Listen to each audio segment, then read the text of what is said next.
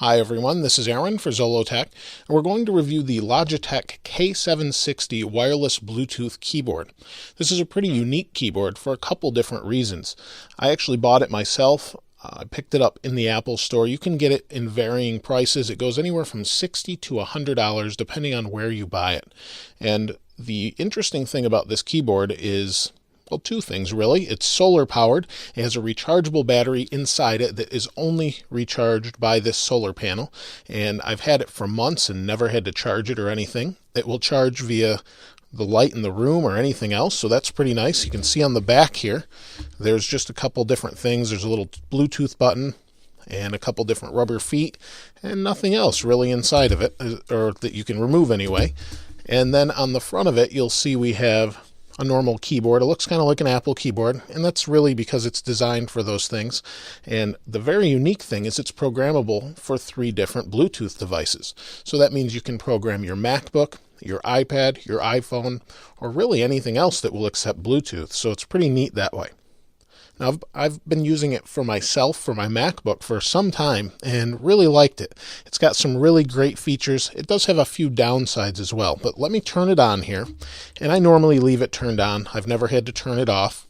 Here's my iPhone, and you can see it's synced up. It's actually, number 1 is set to my MacBook, so I'm going to set number 3 to my iPhone. So if I hold number 3 down, you'll see the blue light will blink, and that will mean that it's ready to be synced and kind of reset. So if I go to my Bluetooth settings, you'll see it'll pop up keyboard.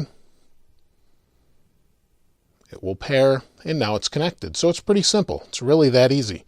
So if I go to the web browser, and you see the keyboard has not popped up. So if I type Zollotech, it's right here, and I can launch Zollotech.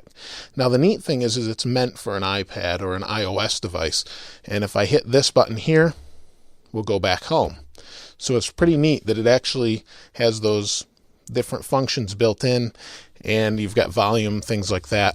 You can see it's affecting volume, and it works just as well with a MacBook. So if I want to switch to my MacBook, I hit 1, and you'll see the light will go solid when it's connected. Now it's connected to my MacBook. Now if I want to go back to my iPhone, it takes a second and it's connected to my iPhone. So it's pretty quick. Now the few disadvantages to this keyboard really come in when it comes to its speed and waking up. So if I haven't used it for a while, it's been idle, and I turn my MacBook on, I click the mouse button, usually when I have it plugged into a monitor, click the mouse button, the screen wakes up, the keyboard doesn't work right away, and what I have to do is actually hit a couple buttons, wait for it to sync, sometimes hit it again.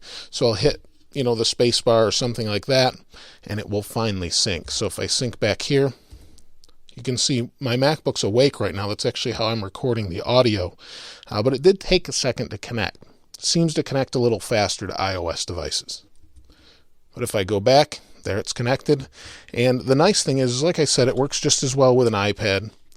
But if I go into notes and we create a new note, you'll hear it's a little clicky too. Now I don't type traditionally. I type a little bit weird for most people, but you'll see it works just as well. It's typing over here to the side.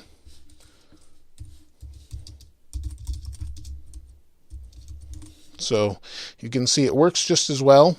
It works just like you'd expect. Keys feel a little bit rattly or cheap, and the whole keyboard is actually a little bit flexible too, but you really don't notice that because it's laying flat. I don't know that I would recommend it for gaming or anything like that, but it seems to work pretty well. It's a typical everyday keyboard. I haven't used it for gaming other than maybe sim games, testing some different games, things like that. I haven't ever really used it for serious first-person shooters or anything. But its responsiveness seems pretty good. I use it to edit all my video, and it's got Expose if you use that on a Mac. Really nice features built in, and it can be a little pricey, but the nice thing is you never have to charge it, and it just seems to go and go and go. Now you may run into a problem if you're in a dark room all the time. That may change, so then you may want to consider something different. They do make an alternative version with a number pad on the side, but it doesn't have the 3 separate Bluetooth device options or the iOS buttons or Expose buttons. So those are things to consider as well. If you have any questions or comments regarding this keyboard, please place those in the comments below. I'd love to hear maybe your experience with them or any thoughts you might have. As always, thanks for watching. This is Aaron. I'll see you next time.